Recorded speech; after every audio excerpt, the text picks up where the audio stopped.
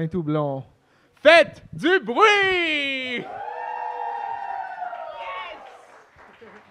Bonsoir et bienvenue à l'événement La Synthèse de Bistro Brain. Je me présente, Félix Côté, je serai votre humble serviteur pour la soirée.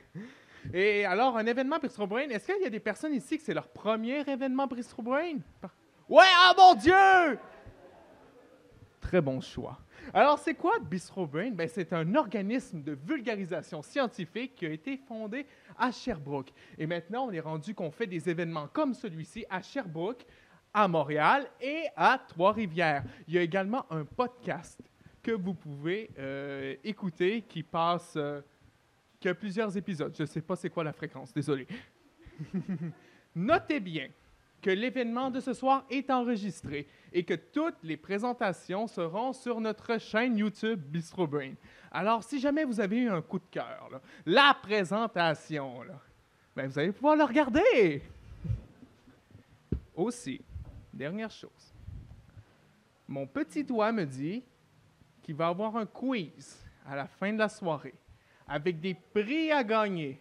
Genre, je sais pas moi, 1, 2 bières de plus. Des affaires de même. Alors, restez à l'affût, parce que ça va être des questions sur les présentations. Super. Alors, comment ça va fonctionner? C'est que pour ce soir, on a 3 présentations formidables d'environ une dizaine de minutes. Après chaque présentation, on a un micro qu'on va faire promener dans la salle. Comme ça, si vous avez des questions, ben, vous allez pouvoir interagir. Et après ça, après nos 2 premières, on va se prendre une petite entracte, hein, histoire de se dégourdir un peu les jambes. Et après ça, on va terminer en force avec notre 3e.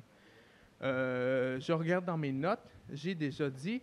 Et finalement, évidemment, on se doit de remercier, premièrement, l'Institut national de recherche scientifique, aussi les fonds de recherche du Québec et, il ne faudrait pas les oublier, nos collaborateurs de la soirée, le journal de vulgarisation scientifique, La Synthèse. Merci à ces organismes. Yes, merci. Pour le soutien sans lequel la soirée ne serait pas possible. Mais bon, je parle trop. On est prêt à écouter des présentations? Yes!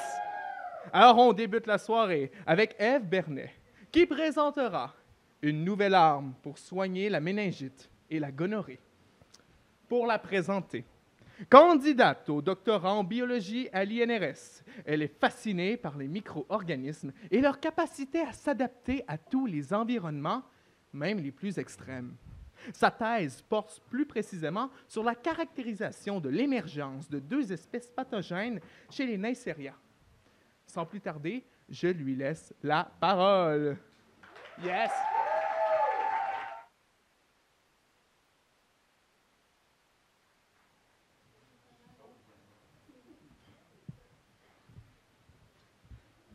Bien, bonsoir à tous et à toutes. Je m'excuse pour ma voix, je vais faire mon maximum.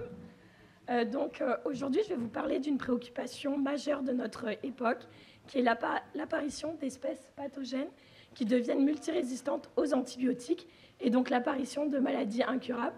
Et c'est le cas pour la méningite et la gonorrhée, mais fort heureusement, on a découvert une nouvelle arme dans le laboratoire. Donc avant de commencer, est-ce qu'il y en a parmi vous qui connaissent ces 2 maladies par main levée? Oui, un petit peu. Est-ce que vous connaissez le lien entre ces 2 maladies? Un peu moins, je vais vous les présenter. Ouais.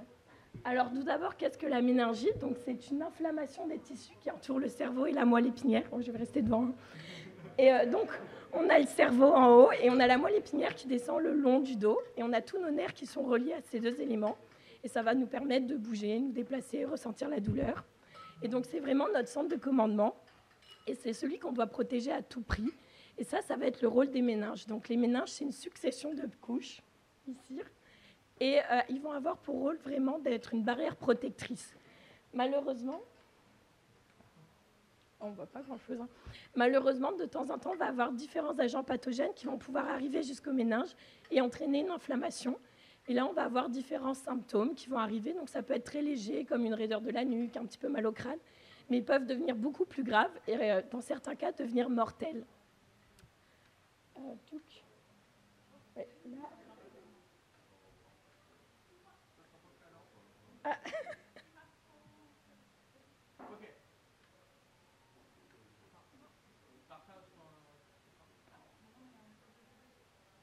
C'est peut-être moi, je me trompe-tu de bouton? Non.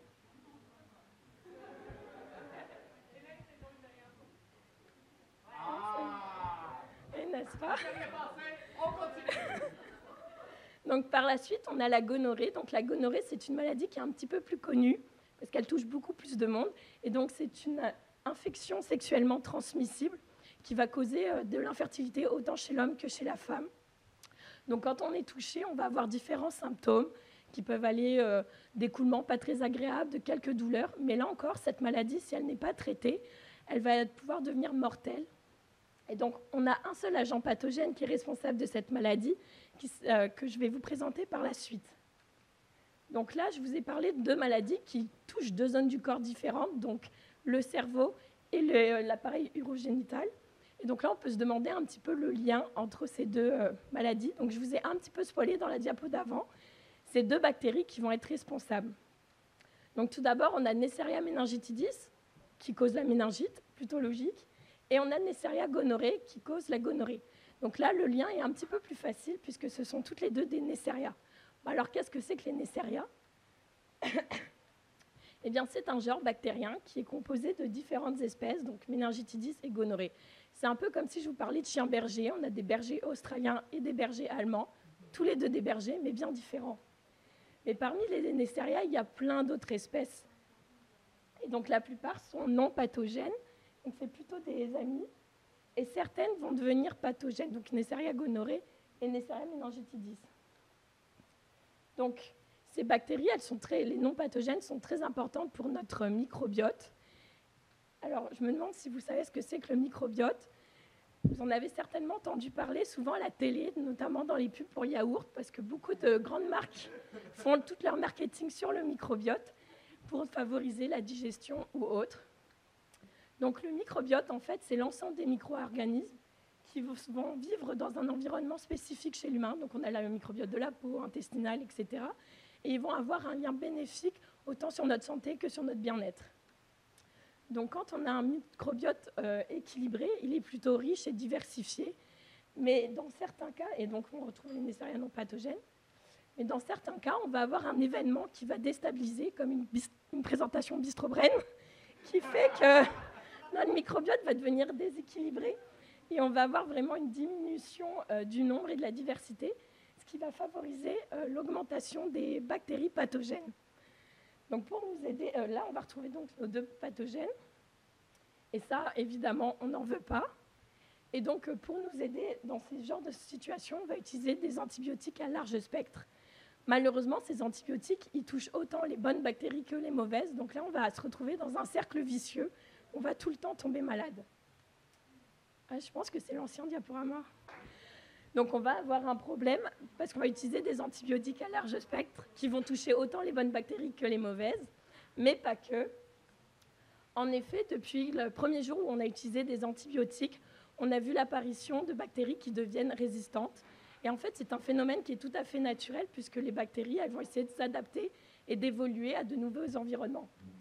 Donc en fait, en 1, vous voyez qu'on a une bactérie rose qui va en fait avoir subi une mutation aléatoire un jour dans sa vie. Et il s'avère que cette mutation va lui donner une petite caractéristique en plus qui peut être une résistance à un antibiotique. Et donc quand on va être traité à un antibiotique, ça va être la seule qui va survivre et qui va réussir à se multiplier et prendre de l'aisance. Donc quand c'est une bactérie qui n'est pas pathogène, qui ne produit pas de maladie, ça ne pose pas vraiment de problème. Mais malheureusement, elles aiment bien partager leurs petites caractéristiques entre elles. Et elle va donner en cadeau aux bactéries qui l'entourent, qui peuvent être des pathogènes.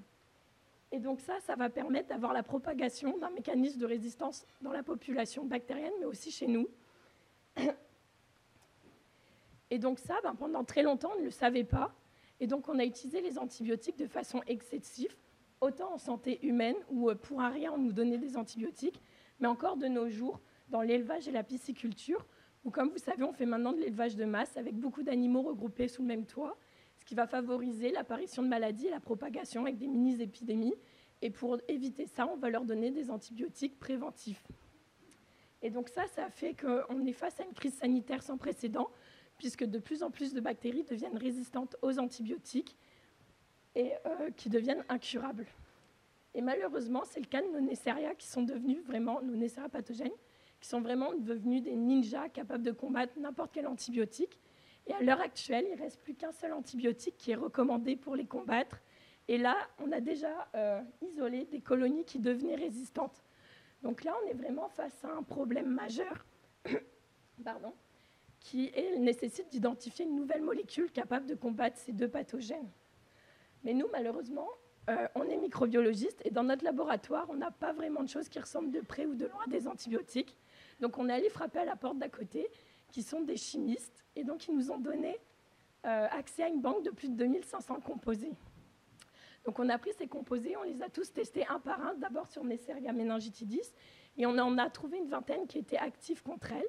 Puis ces 20 composés, on les a testés sur Neisseria gonorrhoeae, et on en a trouvé 4 qui étaient actifs.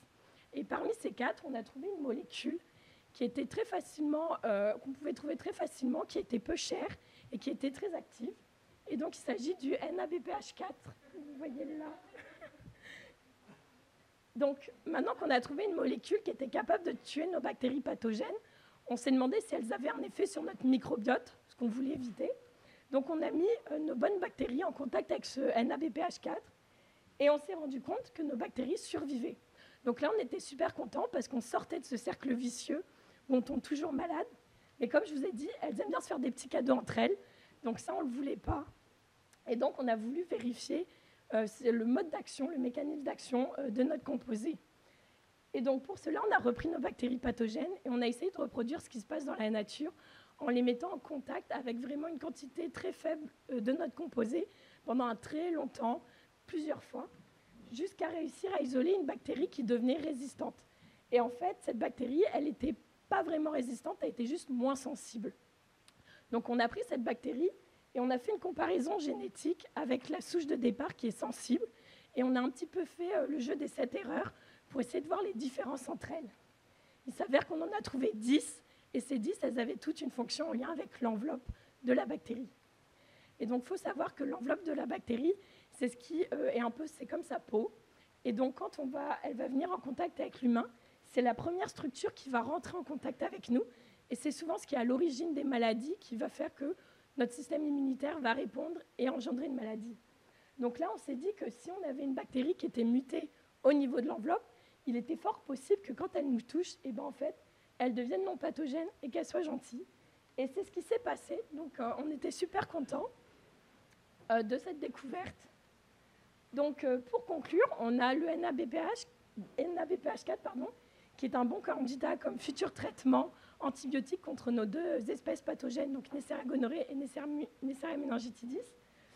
Tout d'abord parce qu'il n'a pas d'action sur le microbiote, il est vraiment spécifique aux deux pathogènes. Et en plus, même si nos pathogènes deviennent résistantes, et ben en fait, elles perdent en virulence. Donc, on a tout gagné. J'espère que je ne vous ai pas trop assommé avec ma présentation. Et si vous avez des questions, n'hésitez pas.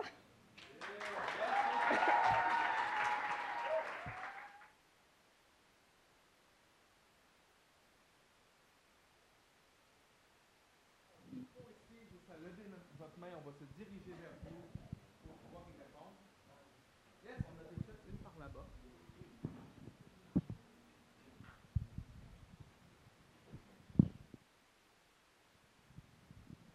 Oui, moi je me demandais en fait quel mode d'administration vous considériez pour votre nouveau médicament. Est-ce que c'est seulement oral et comment ça va se transporter dans le corps jusqu'au lieu d'infection?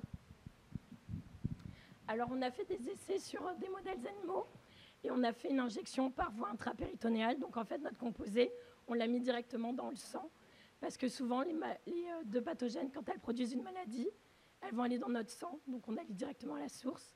Donc, ça serait plutôt par voie sanguine.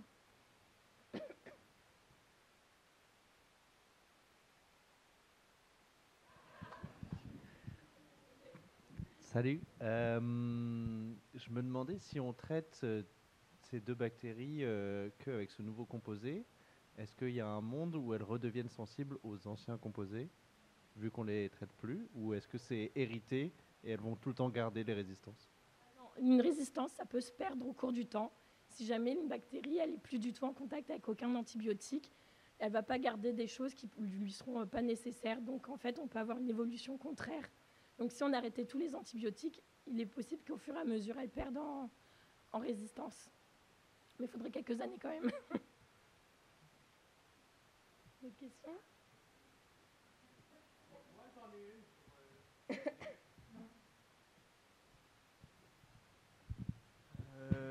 Ça fait un peu suite à la question à propos du mode d'administration.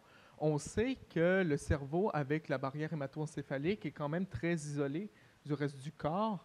Est-ce que c'était dans les critères pour justement faire le screening, le choix de la molécule? Ça n'a pas été vraiment un critère parce qu'on a pris 2500 composés aléatoires et on a gardé ceux qui avaient le plus d'efficacité. Mais par contre, on travaille toujours en collaboration avec le laboratoire de chimie pour faire en sorte que la molécule, elle pénètre moins bien ou mieux pour la bactérie et pas sur nos organes. Donc c'est un travail qui est en cours pour essayer de vraiment comprendre ce qui se passe autant dans notre corps que chez la bactérie. Merci beaucoup. Je pense qu'on peut donner une bonne main d'applaudissements à elle.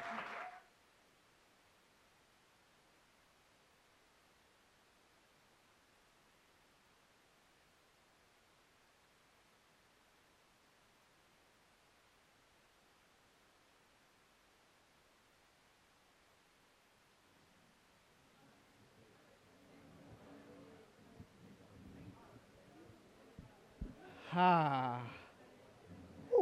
On est prêt pour une deuxième? Yes. Poursuivons sans plus tarder avec notre deuxième présentation. J'accueille Maria-Josée Visconti, voilà, qui nous parlera de la perception olfactive, la ville au bout du nez. Je lui fais une petite présentation. Maria-Josée Visconti, diplômée de l'UDM, détient un baccalauréat axé sur la communication et la rédaction professionnelle. Actuellement, en tant qu'étudiante à la maîtrise en études urbaines à l'INRS USC Montréal, elle s'intéresse à la relation entre la perception olfactive et le développement du sentiment d'appartenance à un lieu. Je lui laisse la parole.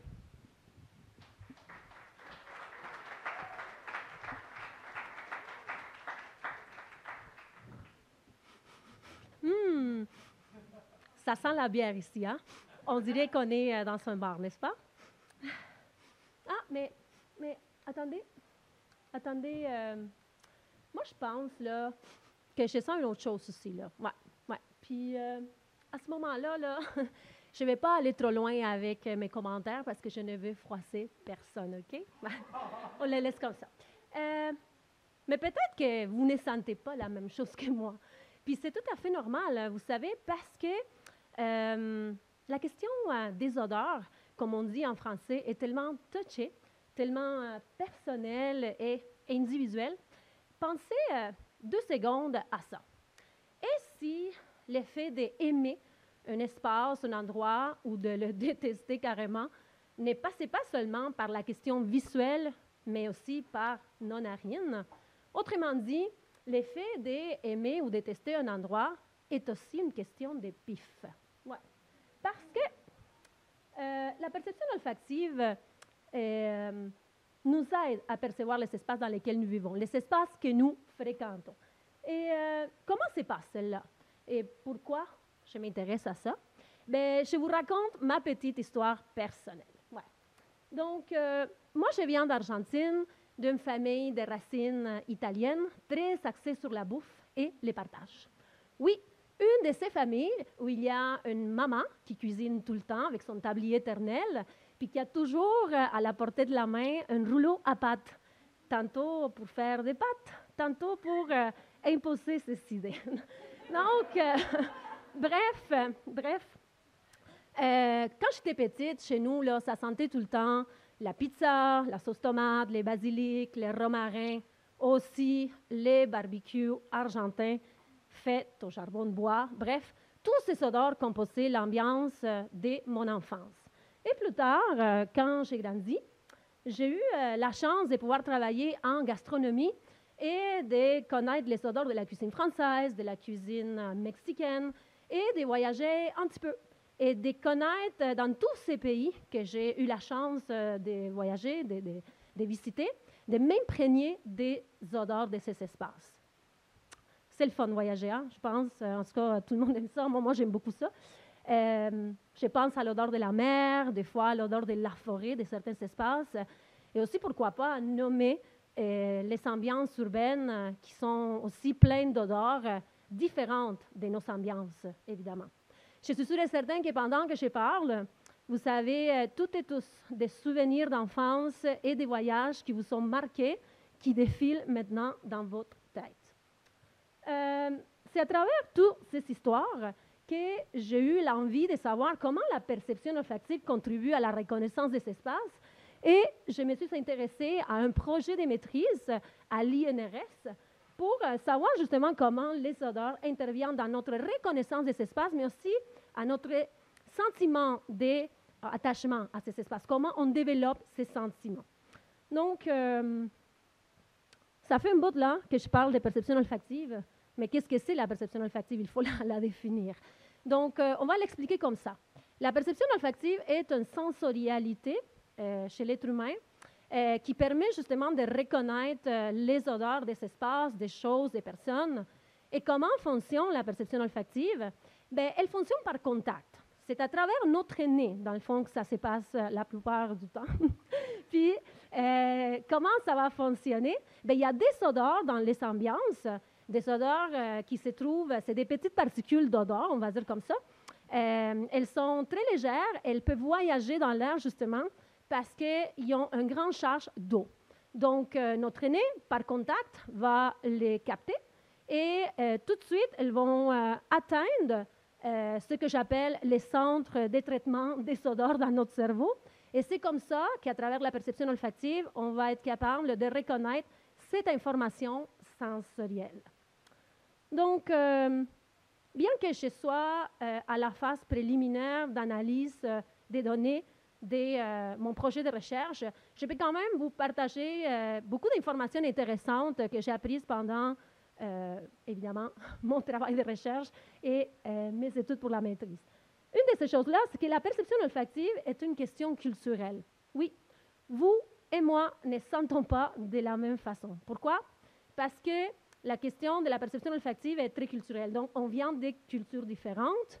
En plus, on a vécu toutes et tous des moments au cours de notre vie qui sont complètement différents. Donc, ces expériences personnelles plus notre culture jumelée fait en sorte qu'on a appris à percevoir et à détecter les odeurs de façon différente. Par exemple, comme vous voyez à l'image, la première image, il y a des gens qui adorent être dans des parcs, se promener là-dedans, puis sentir l'herbe fraîche. Puis il y a des personnes qui n'aiment pas ça, puis qui préfèrent être dans des véhicules de métro, sentir les odeurs plutôt mécaniques, chimiques, de l'huile, des parfums des personnes qui vont et qui viennent. Mais il y a d'autres qui disent non, moi, ce que j'aime, c'est me promener dans des rues achalandées, des rues commerciales où il y a beaucoup de restaurants, beaucoup de cafés et des boulangeries. Comme vous le constatez, la question des odeurs est tout un monde et ça varie de personne à personne. Et même si on est capable de parler des odeurs, j'ai découvert aussi à travers ma recherche qu'on n'a pas un vocabulaire très développé pour décrire les odeurs. On peut les nommer, oui, mais je vais vous expliquer comment ça se passe. Quand on va être en contact avec une odeur, on va les percevoir et on va nommer la source olfactive, c'est-à-dire la chose qui dégage cette odeur. On va dire, par exemple, ça sent le citron, puis évidemment, on est en train de parler du citron. À la place de dire, je ne sais pas, quelque chose comme ça sent acidulé. Donc, ces mots-là ne viendront pas à l'esprit parce que notre vocabulaire est assez restreint pour décrire les odeurs. Et pourquoi cela se passe comme ça? Mais parce que la perception olfactive a été pendant des années une sensorialité laissée de côté. Elle a été considérée carrément une sensorialité animale, plutôt de l'ordre des choses qu'on ne peut pas toucher ni voir. Puis a toujours été comparé au visuel. Et vous savez, le visuel est l'essence par excellence qui domine chez l'être humain. Non? On dit, on connaît les dictons, là, voir pour croire. Bon, c'est un peu ça qui arrive. Donc, c'est ça qui fait en sorte que finalement, la perception olfactive a été laissée un petit peu de côté, puis son vocabulaire n'a pas été très, très développé. Une autre chose que j'ai appris pendant mes études, c'est que la relation entre odeur et espace, ça se passe aussi parce qu'on est capable de reconnaître des odeurs qui nous sont familières ou qui nous sont complètement étrangères. Je vous explique. Il y a des odeurs familières parce qu'on les connaît, parce qu'on est en contact avec ces odeurs constamment dans les endroits que nous fréquentons. Donc, ces odeurs, oui, on va les capter, on va les reconnaître, mais quelques instants plus tard, ils vont devenir inaperçus. En revanche, les odeurs étrangères vont déclencher une petite alarme dans notre cerveau, puis ils vont dire ah, non, ça, c'est pas comme les autres odeurs. Et à ce moment-là, on va considérer peut-être ces odeurs comme des nuisances, quelque chose qui pourrait nous faire du mal. Puis, je profite de l'occasion pour vous dire que tantôt, je ne voulais froisser personne, OK? Voilà.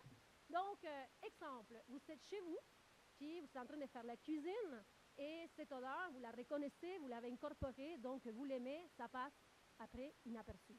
En revanche, vous ouvrez la fenêtre, il y a l'odeur de la cuisine de votre voisin, cette odeur rentre chez vous, se faufile chez vous, vous n'allez pas aimer ça probablement. Une autre situation, vous êtes dans la ruelle en train de marcher, puis tout d'un coup, soudainement, une odeur d'une popote quelconque intervient dans votre espace. Là, peut-être, vous allez être interpellé par cette odeur, parce qu'elle va déclencher un souvenir présent ou peut-être passé. Et je m'en allais parler justement de la relation qui existe entre la mémoire, notre mémoire, les odeurs, les espaces et les souvenirs. Pour les comprendre, il faut dire que la mémoire ne fonctionne pas comme une liste d'épicerie. La mémoire fonctionne plutôt par référencement, c'est-à-dire elle va capter, dans ces cas-là, une odeur. Nous, on va être dans un espace donné à un moment donné. Et même si on n'est pas en mesure de décrire cette odeur ou d'identifier concrètement cette odeur, notre mémoire, disons-le comme ça, va garder quand même ce premier contact dans un petit tiroir. Puis la prochaine fois qu'on va être en contact avec cette odeur, qu'est-ce qui va arriver? Notre mémoire va aller ouvrir ces petits tiroirs et va faire un référencement entre odeur, souvenir, espace et moment concret. Et bon, j'ai oublié d'apporter mon petit rubrique. Dans le fond, j'ai mon mari qui va récupérer les petits cubes parce que j'ai préparé pour vous une petite métaphore. Moi, je l'appelle la métaphore du Rubik. Donc, je vous explique ça. Dans le fond, je me sers du cube Rubik pour dire que quand on peut, dans le fond, voir dans le Rubik les faces qui sont, merci beaucoup, les faces qui sont comme ça, pleines, pour moi, je dis, c'est comme ça qui se passe dans notre cerveau. C'est-à-dire, on est en train de reconnaître à ce moment-là une odeur qui est nette, qui est claire, donc pas de souci avec cette odeur. En revanche, quand on va être en contact avec des odeurs dans une ambiance différente, des odeurs qu'on ne peut pas reconnaître, oui, notre mémoire, ce qu'il va faire, va les s'enregistrer, va les garder dans ces tiroirs que je disais tantôt, et peut-être plus tard, comme j'avais expliqué, elles vont devenir, dans ce nouveau contact, des odeurs qu'on va reconnaître. Donc, j'espère que vous allez garder en tête la métaphore de Rubik que j'ai inventée pour décrire comment ça se passe, les référencements de notre mémoire en lien avec les odeurs et les espaces. Et j'espère vraiment aussi, que la prochaine fois que vous allez sentir la ville, vous allez le faire en ouvrant vraiment grand vos narines, parce que les espaces, oui, on peut les voir, on peut les percevoir à travers les visuels, mais aussi on peut les sentir.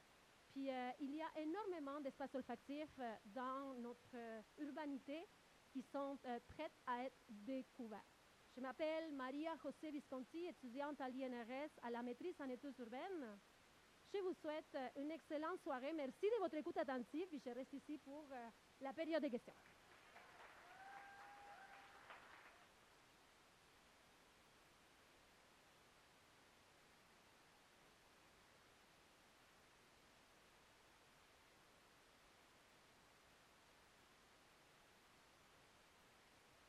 Merci beaucoup. Moi, ma question, c'était plus, quand on associe une odeur, imaginons, négativement, est-ce qu'on peut changer cette association ou c'est quelque chose qui est très dur à changer, imaginons... Ouais. Oui, je comprends la question. Dans le fond, de ce que je comprends, c'est sûr que ça va être par association, par des moments vécus, par des souvenirs qu'on va générer par rapport à une odeur. Je ne connais pas tellement comment ça fonctionne, la question du traumatisme par rapport aux odeurs, mais je sais qu'il y a des techniques ou des interventions qu'on peut faire pour évidemment changer une perception négative pour qu'elle devienne positive. Donc, à ce moment-là, j'imagine que ça va fonctionner justement par essayer, par reposition, je ne sais pas si je le dis bien, là, mais puis essayer d'associer cette odeur à quelque chose de plus positif plutôt que négatif. Mais tellement intéressant la question parce que ça nous fait penser aussi aux questions, à la question des odeurs négatives parce qu'on a tendance à penser souvent aux questions des odeurs positives plutôt. Ouais. Allô? Allô? Moi, ma question, ça revient un petit peu à ce qui a été dit avant. C'est, est-ce que, par exemple, on pourrait trouver une odeur, on dirait neutre, qui ne fait pas trop d'effet, mais avec quelque chose qui devient très positif ou très négatif, on se met à adorer l'odeur ou à détester l'odeur. Est-ce que ça peut évoluer dans le temps? Ben, totalement, parce que, comme j'ai expliqué pendant la présentation, la question de la perception olfactive est très, très individuelle. Donc, je peux vous donner un exemple personnel. Moi, je n'aimais pas la mangue et je n'aimais pas avant la coriandre, mais vu que la culture québécoise est très axée sur la nourriture mexicaine, ben, à un moment donné, je n'ai pas eu le choix. On va le dire comme ça. Fait que moi-même, en étant immigrante, puis quand j'habite ici depuis 18 ans, je peux vous dire que oui, pour moi, c'était des odeurs puis des goûts négatifs. Puis d'ailleurs, je profite de l'occasion pour dire que l'odorat et les goûts sont très rattachés. Dans le fond, c'est l'odorat qui nous permet d'avoir du goût. Il suffit juste d'être enrhumé pour comprendre que ça ne marche pas quand notre nez ne fonctionne pas. Fait que oui, on peut remplacer justement ce genre de vécu par rapport à des odeurs négatifs qui deviennent positifs et vice-versa aussi, dépendamment de nos expériences aussi.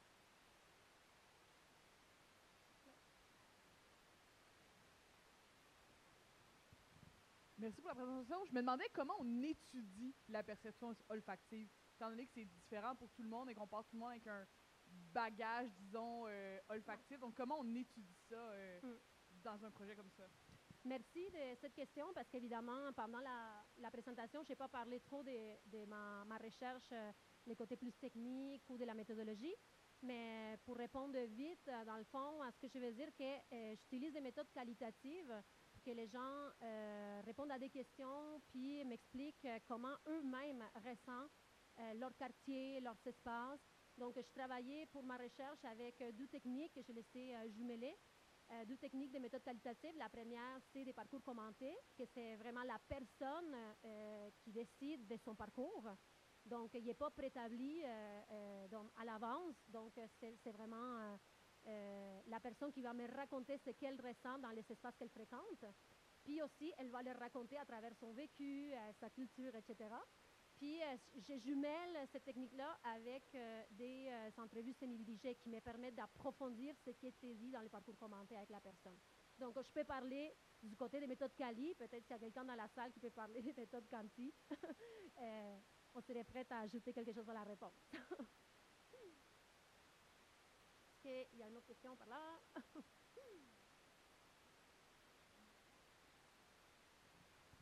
En fait, j'ai deux questions. Oui. La première question, j'ai un passé un petit peu en génétique, alors ça m'intéresse beaucoup ton dégoût à la coriandre qui s'est guéri parce que c'est lié à un gène défectueux, le dégoût à la coriandre, qui associe le goût de la coriandre au goût du savon. Alors, est-ce que tu tolères maintenant le goût du savon ou bien ça ne goûte plus le savon? Moi, je pense, pour répondre à la question, c'est vrai, je sentais ça avant, là, quand j'ai goûté la coriandre, là, je sentais les savons. Et on dirait que maintenant, j'ai les savons. C'est ça. Manger du savon maintenant, c'est ça. C'est ça qui arrive, je pense. OK. Mon autre question, un peu plus sérieuse puis un peu plus en lien avec ton projet de recherche, quand les gens, je sais que tu voulais pas trop parler des résultats que tu as obtenus jusqu'à présent, mais À ton avis, est-ce que les gens, quand ils partagent dans un parcours commenté, quand ils partagent leur impression olfactive, est-ce que c'est plutôt des impressions positives qu'ils vont te partager ou des impressions négatives, ou est-ce que c'est plutôt partagé comme partage négatif, positif? Merci pour la question. Dans le fond, très intéressante cette question-là parce que comme on disait tantôt, on a tendance à nommer tout le temps ce qui est positif, mais heureusement, dans les parcours commentés, même dans les entrevues, ce qui ressort, c'est les deux. Puis aussi, on a abordé déjà un petit peu, il y a quelqu'un qui a parlé de neutralité. Par exemple, il y a plusieurs personnes qui ont dit qu'évidemment, ils détestent l'odeur des composts ou de la poubelle les jours de ramassage. Mais en même temps, ils sont prêts à vivre avec cette odeur en ville parce qu'il y a une association directe avec le fait que la ville après va être plus propre. Donc, puis ça revient un peu à ce que j'expliquais pendant ma présentation. C'est toujours une question de référencement avec notre mémoire aussi, des contextes, de comment nous, on est positionné face à ces odeurs et qu'est-ce qu'on pense de ces odeurs et ces circonstances où l'odeur se présente.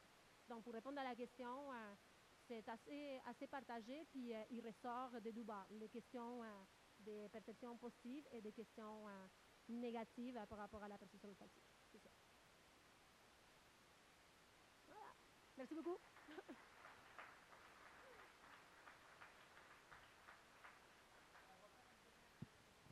Reste une dernière question. Voilà. Oui, merci. Oui. Tu as mentionné à quelques reprises que les odeurs peuvent servir de point de référence, autrement dit de point de repère. De ce point de vue-là, est-ce qu'une odeur peut servir à s'approprier l'espace, de devenir la territorialité chez quelqu'un, de s'approprier que ce soit son espace urbain, local ou plus largement? Merci pour la question aussi. Elle est vraiment intéressante, puis ça permet aussi d'aborder un petit peu quelques, on va dire, découvertes à travers ma recherche. Et pour l'instant, comme j'avais dit, je suis à la phase préliminaire de l'analyse, mais je me rends compte que oui, il y a beaucoup de personnes qui ont participé à mon étude, qui évidemment ont un fort attachement à des espaces à travers justement leurs repères olfactifs. Que ce soit des magasins ou que ce soit l'odeur de chez eux.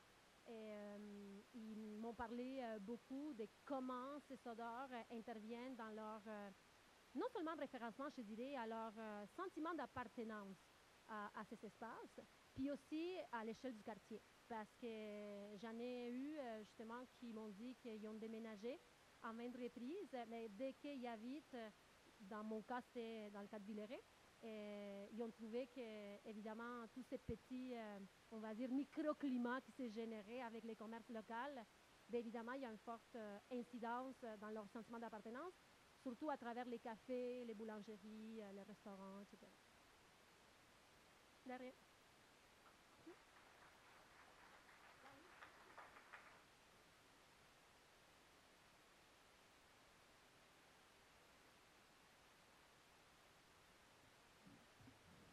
Merci beaucoup pour ta présentation on ne peut plus intéressante. En fait, elle me donne juste le goût d'aller me plonger l'odorat dans ma bière. Ouais. Fait que ce que je vous propose, c'est que je vais aller faire ça pendant une dizaine de minutes, puis après ça, on se retrouve, OK? C'est bien désaltéré. Moi, je me suis très bien désaltéré. Les arômes de ma bière étaient splendides. Mais maintenant, on a une troisième présentation.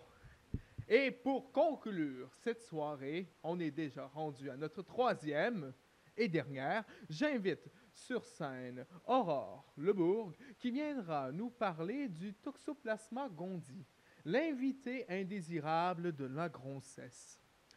Pour la présenter. Elle est actuellement étudiante au doctorat à l'INRS, Centre Armand Frappier, chez la professeure Maritza Jamarillo. Elle étudie le parasite Toxoplasma gondii dans le contexte des infections chez les femmes enceintes. Elle est aussi créatrice de la page de vulgarisation en biologie, le rat de laboratoire, tout d'un mot si vous voulez la suivre, sur Instagram, Environnemental Équiterre et la Société du Parc Jean-Drapeau. Les recommandations qui découlent de ces analyses visent à guider les organisations vers l'éco-responsabilité. Pas ça?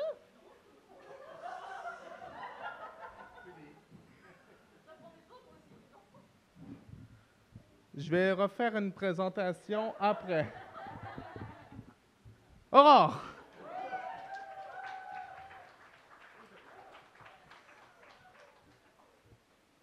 Non, mais il n'y a pas de problème. J'apprends des choses sur moi, c'est bien aussi. Bonjour tout le monde. Ah, là, c'est un peu mieux? Super. Bonsoir tout le monde. Donc, on va finir avec moi. Comme vous voyez dans ma présentation, moi, je parlais de Toxoplasma gondii et de grossesse. Donc, tout le monde sait ce que c'est qu'une grossesse. Peut-être que certaines d'entre vous, vous l'avez vécu, vous avez vos proches. Ou alors, pour d'autres, pendant les repas de famille, vous êtes encore à la question quand c'est que tu vas avoir ton premier enfant. Mais moi, ce qui va m'intéresser, c'est Toxoplasma gondii. Et je vais faire comme pour la première présentation, juste à main levée. Qui a déjà entendu parler de Toxoplasma gondii ou de toxoplasmose? Ah, il y a quand même plus de mains que je pensais. Donc, il y en a quand même certains qui n'en ont jamais entendu parler. Donc, Toxoplasma gondii, c'est un parasite. Donc, ça fait partie de la grande famille des microbes, donc avec les bactéries, les virus et les parasites. Et c'est assez drôle parce que quand je pose la question, personne ne sait. Pourtant, il y a 40% de la population mondiale qui est infectée. Donc, pour un parasite qui n'est pas trop connu, il y a quand même une certaine célébrité. Mais c'est surtout qu'en fonction des pays, il y a quand même une infection qui est plus ou moins importante. Donc, par exemple, au Canada, on estime qu'il y a 20% de personnes qui seraient infectées. Là encore, même au sein du pays, ça dépend des régions. Donc, il y a des régions plus ou moins touchées. C'est surtout les régions du nord, comme le Nunavut. Et comme j'ai pu le dire, donc, c'est un parasite. Donc, en fait, ça signifie que pour qu'il puisse survivre, il a besoin d'utiliser tous les nutriments et toute l'énergie qu'il peut trouver chez son hôte. Donc, c'est un peu l'équivalent de votre coloc qui vient piquer dans votre frigo. Je vois qu'il y en a qui en ont un. Mais ce qu'il y a, c'est que donc, quand il est dans notre corps, il va être, dans un premier temps, un tout petit peu faible. Parce qu'il a besoin d'énergie, il ne sait pas encore où le trouver. Et c'est surtout que notre système immunitaire, donc, qui est là pour éliminer toute forme étrangère, va essayer de le tuer, en fait. Mais ce qu'il y a, c'est que Toxoplasma gondii, il est un tout petit peu malin. Une fois qu'il est dans notre corps, il va infecter n'importe quelle cellule. Donc, que ce soit au niveau des intestins, des neurones ou au niveau de la peau. Et ce qu'il y a, c'est qu'en faisant ça, le système immunitaire ne va absolument pas le détecter, en fait. Donc, ça, c'est un peu dommage. Mais ce qu'il y a, c'est que la pauvre petite cellule qui n'a rien demandé, qui se retrouve infectée, le parasite, donc, il va utiliser tous les nutriments qui sont à l'intérieur, se multiplier. Et le problème, c'est que la cellule, elle ne va plus fonctionner correctement, en fait. Donc, chaque cellule, elle a une fonction très particulière, en fait, à jouer dans notre corps. Et ce qu'il y a, c'est qu'en faisant ça, le parasite modifie tout ça, il perturbe tout, et c'est ça qui va commencer à provoquer certains symptômes, en fait. Donc, c'est cette partie-là, dans notre laboratoire, qu'on s'intéresse, en fait. Donc, nous, on essaye de comprendre comment le parasite, il est capable, donc, en fait, de modifier la fonction des cellules, et d'essayer de faire de lien avec l'apparition de certains symptômes. Donc, il y a plein de cellules qu'on pourrait étudier, en fait. Et nous, vu qu'on s'intéresse donc à l'infection chez les femmes enceintes, on étudie les cellules du placenta. Donc, c'est l'organe, en fait, qui permet à la mère et l'enfant de communiquer. Mais ce qu'il y a, c'est que lors de la grossesse, en fait, les conséquences de l'infection sont extrêmement variables. Parce que lorsque une femme est infectée au tout début de sa grossesse, en fait, le parasite, malheureusement, va provoquer la mort de l'enfant et sans qu'il y ait de naissance, en fait. Donc ça, c'est assez, j'allais dire dommage, mais c'est pire que ça. Mais l'autre chose, c'est que si l'infection a lieu vers la fin de la grossesse, l'enfant va naître sans problème, tout se passe bien, tout le monde est heureux, mais on va se rendre compte quelques semaines après que l'enfant commence à avoir des malformations, en fait, au niveau de son crâne ou même au niveau de ses yeux. Et en fait, on va s'apercevoir en faisant quelques analyses que c'est lié en fait à l'infection. Et ce qu'il y a, c'est que c'est des dommages qui vont rester toute la vie de l'enfant. Donc, je sais que là, cette partie-là, c'est jamais la plus joyeuse et tout, mais il y a quand même des traitements qui existent ou même des méthodes de dépistage. Mais là, il y a encore un tout petit problème. C'est que les méthodes de dépistage, en fait, ça va dépendre des pays. Parce que, par exemple, en Europe et surtout en France, dès qu'une femme va déclarer une grossesse, il va y avoir un test systématique pour détecter si cette femme est infectée ou non, et en fonction, donc, mettre mettre en place donc, une thérapie ou alors continuer à la suivre pour être sûr qu'elle ne va pas être infectée.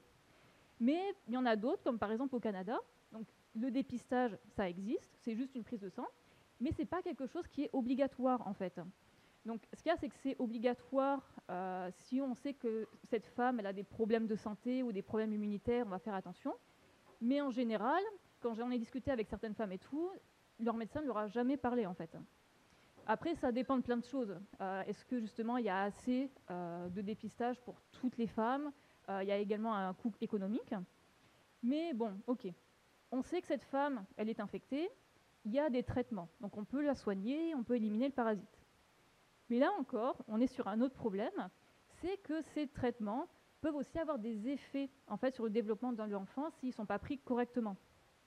Donc, c'est pourquoi, nous, dans notre laboratoire, le fait de comprendre comment le parasite est capable de modifier donc, la fonction des cellules, ça va permettre donc, d'ouvrir de toutes nouvelles voies pour essayer de trouver des médicaments qui vont être donc, beaucoup plus spécifiques et qui vont donc toujours permettre d'éliminer le parasite, mais sans pour autant avoir d'effets néfastes sur l'enfant.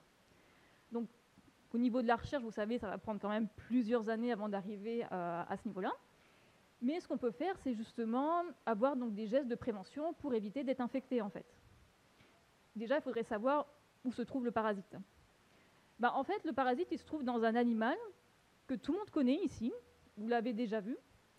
Il y en a, vous l'aimez ou vous ne l'aimez pas. Et c'est un animal qui fait partie donc, de ce grand débat de l'humanité qu'on a tous débattu et qu'on pourra peut-être débattre après, si vous le voulez. C'est chez le chat. Ouais. Donc en fait, bon, s'il y en a qui sont de la team chien, vous avez un argument supplémentaire si vous le voulez. Mais donc Toxoplasma gondii, en fait, il est capable d'infecter n'importe quel animal, et même l'homme en fait. Mais ce qu'il y a, c'est qu'il n'y a que chez les félins où le parasite en fait va être capable de produire des œufs. Et c'est ces œufs qui vont se retrouver après un peu partout et qui peuvent nous contaminer en fait. Donc après, peut-être qu'il y en a d'autres qui vont commencer à dire qu'au final, c'est bien de ne pas avoir un chat à la maison. Mais ce qu'il y a, c'est que ce n'est pas que les chats, c'est l'ensemble des félins en fait. Et parmi donc, les sources de contamination possibles, il y a la litière de chat. Donc je vous laisse imaginer d'où peut sortir le parasite. Un petit indice, ce n'est pas un liquide. Mais ce qu'il y a, c'est que ça, c'est une des formes d'infection. Mais ce n'est pas la prioritaire en fait. Parce que par exemple, il y en a certains d'entre vous, vous n'avez peut-être pas un chat à la maison, mais ce n'est pas pour autant que vous n'êtes pas protégé en fait. Parce que, comme j'ai dit, c'est l'ensemble des félins. Donc, il y a aussi les lynx ou les lions. Et dans la nature, il n'y a pas de litière. Donc, ce qui se passe, c'est que les déjections, ça va se retrouver dans les sols. Et ce qu'il y a, c'est que des sols contaminés ou même de l'eau, ça peut se retrouver dans l'agriculture, en fait. Donc, ce qui fait que la source principale d'infection, ça va être les aliments. Donc, les fruits et légumes, mais également la viande. Parce que forcément, un cochon ou même une poule qui va justement manger au niveau des sols contaminés, c'est aussi un risque. Donc là, peut-être que maintenant, vous avez certaines petites questions et tout. Bon, si jamais je suis infectée, il y a quand même des traitements, mais ils sont quand même un peu dangereux. Donc je voudrais peut-être éviter donc, d'avoir des effets secondaires pour mon enfant. Donc comment je pourrais faire justement pour me protéger, moi et mon enfant? Est-ce que je devrais justement abandonner mon chat? Alors bien sûr que non, mais en fait, ce qu'il y a, c'est que quand j'avais fait un atelier de sensibilisation pour des enfants, à la fin, quand je leur ai demandé donc, une petite réflexion, qu'est-ce que vous pourriez faire justement pour éviter d'être contaminé, il y en a beaucoup qui m'ont sorti haut et cœur, on ne prend pas de chat à la maison. Donc non, et pour ceux qui ont eu l'idée, sachez que la SPCA peut vous poursuivre pour des milliers d'euros d'amende et ainsi que quelques mois de prison. Et l'argument que votre chat a potentiellement un parasite mortel, je ne pense pas que ça marche. Vous essayerez, mais je ne suis pas responsable. Donc, les choses qu'on peut faire, justement, c'est des gestes extrêmement simples qu'on a tous au quotidien, en fait. Donc, bien entendu, le lavage des mains, donc que ce soit en préparant sa nourriture ou même quand on a un chat à la maison, forcément. Au niveau de l'alimentation, c'est aussi des choses extrêmement simples. Pour les fruits et légumes, il s'agit de les laver donc, avec de l'eau, bicarbonate ou vinaigre. Pour les plus extrêmes, si vous voulez, vous pouvez aussi aller à la javel, mais après, pour les effets, vous verrez par vous-même. Concernant la viande, en fait, alors, on peut manger de la viande contaminée, mais il faut qu'elle soit cuite suffisamment. Parce que le parasite a des hautes températures, ça va le tuer en fait. Donc ce qu'il y a, c'est que s'il y en a d'entre vous qui sont consommateurs de viande crue, il y a quand même des risques qui peuvent arriver. Parce que même au niveau de la viande, même s'il y a des tests au niveau de l'agroalimentaire et tout, tous les pays ne font pas les mêmes tests en fait. Et bien entendu, concernant les personnes qui ont un chat chez eux, bien entendu, on ne l'abandonne pas, on le garde chez soi.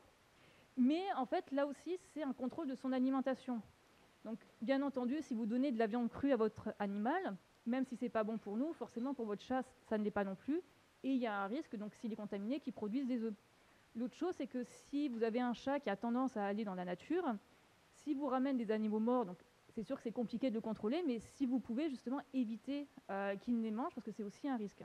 Donc c'est vraiment des gestes extrêmement simples qu'on a pour certains tous au quotidien, mais c'est des gestes justement qui peuvent sauver la vie d'un enfant, mais également donc, éviter donc, d'avoir différentes conséquences et donc permettre justement à des femmes ou à d'autres personnes donc, d'avoir une grossesse tout à fait normale.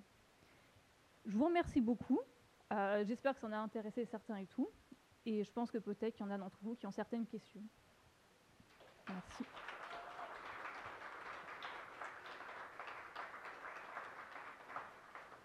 Pour une dernière fois ce soir, micro, main, question. J'ai une question directe. Est-ce que ça peut affecter aussi les femmes ou les hommes adultes? En fait, tout le monde peut être infecté. Donc, ce qu'il y a, c'est que nous, dans notre laboratoire, on s'intéresse aux femmes enceintes, mais tout le monde peut être touché, en fait. Et ce qu'il y a, c'est qu'il y a une chose qui est très importante, c'est notre immunité, en fait. Parce que c'est ça, en fait, qui va faire en sorte qu'on peut être malade ou pas. Si on est des personnes en bonne santé, notre système est tellement fort qu'on peut éliminer le parasite, en fait. Mais ce qu'il y a, c'est que si on a une immunité qui est assez faible, là, par contre, il y a un risque, justement, que le parasite provoque des dommages qui peuvent être, là, extrêmement graves, en fait.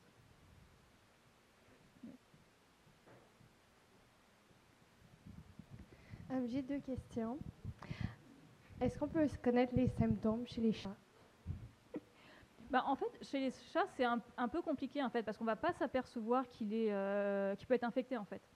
Parce que même chez l'homme, au niveau des symptômes, en fait, des fois c'est juste un petit rhume, ou alors c'est aucun symptôme en fait. Donc c'est très compliqué des fois de savoir si un chat ou une personne est infectée, parce que ça passe totalement inaperçu en fait. En fait, c'est comme ma deuxième question. Est-ce qu'il y a comme une longue période de latence? Ou genre, c'est pas vraiment la latence, c'est juste que les symptômes sont tellement faibles qu'on les voit pas? C'est en fait ça. En fait, il y a plusieurs facteurs qui font qu'on peut le voir ou pas. Donc forcément, c'est en fonction de est-ce qu'il y a eu beaucoup de parasites qui sont arrivés dans ton corps ou pas. Si on a très peu, ça va vraiment passer totalement inaperçu. Ou sinon, donc, il peut y avoir quelques semaines qui passent avant d'avoir une petite fièvre ou une petite toux et tout. Mais ça, c'est quand on est en bonne santé. Si on est une personne qui a des problèmes immunitaires, là, par contre, on va voir qu'il y a de fortes inflammations dans certains endroits. Et là, on va commencer à faire des tests, en fait. Merci.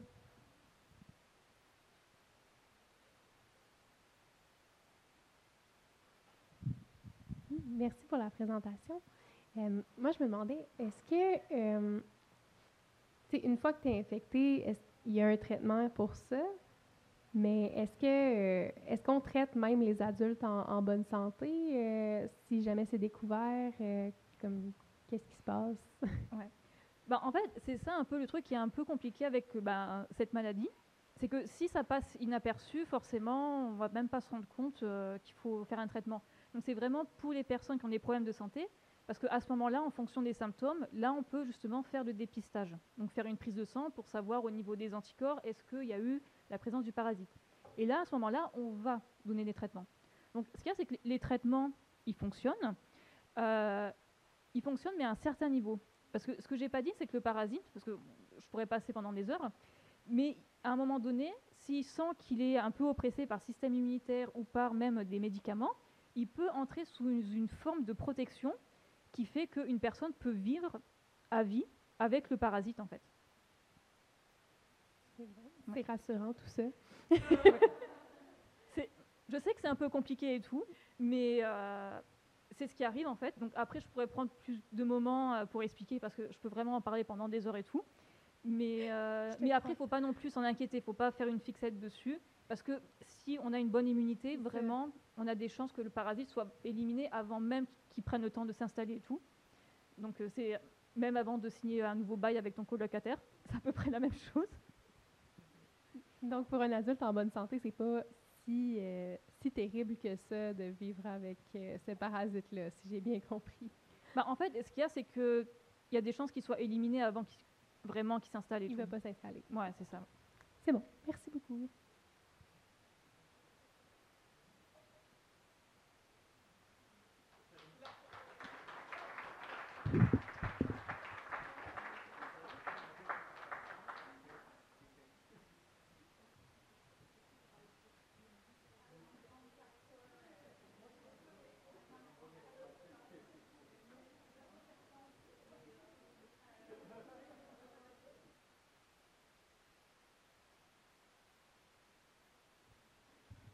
Alors, désolé encore pour la mauvaise présentation.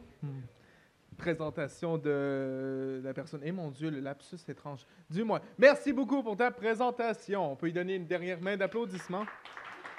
Yes. Alors,